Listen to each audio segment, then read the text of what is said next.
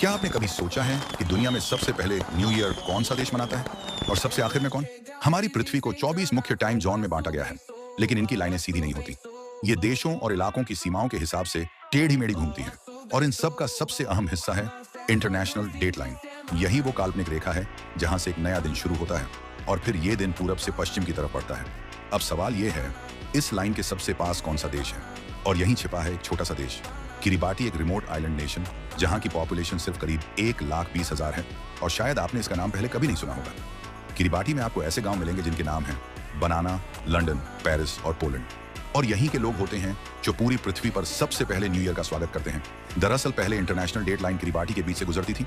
इसका मतलब था देश का एक हिस्सा आज में जी रहा था और दूसरा हिस्सा कल में, पूरे 24 घंटे का फर्क। इस परेशानी को खत्म करने के लिए किरिबाटी ने एक अनोखा फैसला लिया।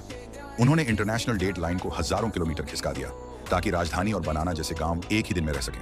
किरिबाटी के बाद न्यू ईयर पहुंचता है न्यूजीलैंड, ऑस्ट्रेलिया और एशिया में, फिर धीरे धीरे यूरोप और अफ्रीका, और कई घंटे बाद अमेरिका में। लेकिन जब पूरी दुनिया नया साल मना चुकी होती है, तब भी एक जगह ऐसी होती है जहां नया साल सबसे आखिर में पहुंचता है। वो जगह है अमेरिकन समोआ। ये यूएस की आइलैंड टेरिटरी है, और मजेदार बात यह है कि सिर्फ 70 किलोमीटर दूर इंटरनेशनल डेट लाइन के उस पार एक और देश है, समोआ, जहां समय का फर्क है पूरे 25 घंटे। इसी वजह से कुछ लोग पहले समोआ में न्यू ईयर मनाते हैं और फिर नाव या फ्लाइट लेकर अमेरिकन समोआ पहुंचते हैं ताकि न्यू ईयर 2 बार मना सकें। और अगर ये भी कम लगे तो हैं बेकर आइलैंड और हाउलैंड आइलैंड, जहां न्यू ईयर अमेरिकन समोआ से भी 1 घंटा बाद आता है।